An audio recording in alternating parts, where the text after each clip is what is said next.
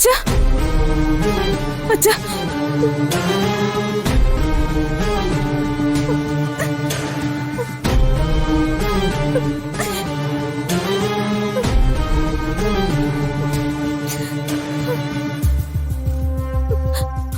അമ്മേ അച്ഛാ എന്നെ കൊണ്ടുവന്ന് സമ്മതിച്ചോ?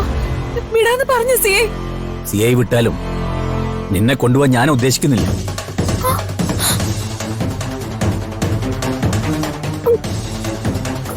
ഒരു തെറ്റും ചെയ്തിട്ടില്ല എന്നല്ലേ നീ എന്നോട് പറഞ്ഞത്? അപ്പൊ പിന്നെ നീ അന്ന് ഷൂട്ടിങ്ങിന് പോയത് എന്തിനാ? അവിടെയുള്ള രണ്ടുപേർക്ക് നീ പണം കൊടുത്തത് എന്തിനാ? പറയടി, എന്തിനായിരുന്നു നീ അവർക്ക് പണം കൊടുത്തത്?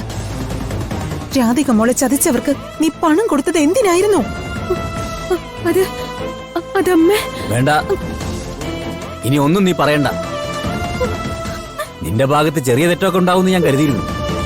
പക്ഷേ ഇത്രയും ക്രൂരത പാടില്ല. എന്തിനാ നീ രാധികയെ മാത്രം കൊല്ലാൻ ആഗ്രഹിച്ചത്? ഞങ്ങളുണ്ടായിരുന്നല്ലോ ബാക്കി. ഞങ്ങളും നിന്റെ യോഗ്യതയ്ക്ക് ചേരാത്തവരല്ലേ?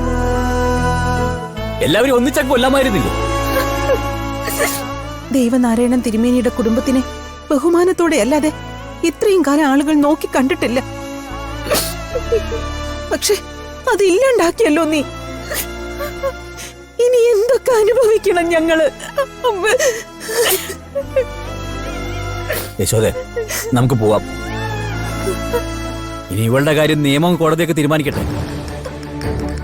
ഇതിന്റെ പേരില് ഇവള് ജയിലിൽ പോയാലും എന്തിന് ഇവളെ തൂക്കിക്കൊന്നാ പോലും ദേവനാരായണൻ തിരുമേനിയോ അയാളുടെ കുടുംബോ ഇവളെ തേടി വരില്ല.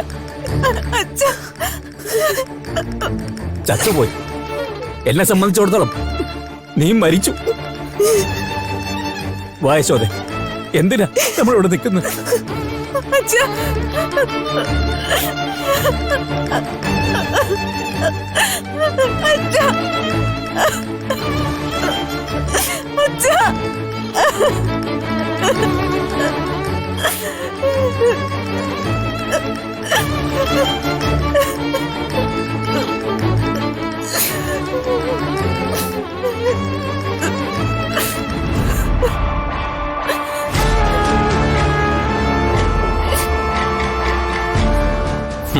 അച്ഛനമ്മമാരുടെ വാത്സല്യം കൊണ്ട് നിന്റെ കള്ളം മറയ്ക്കാനായില്ലല്ലടി.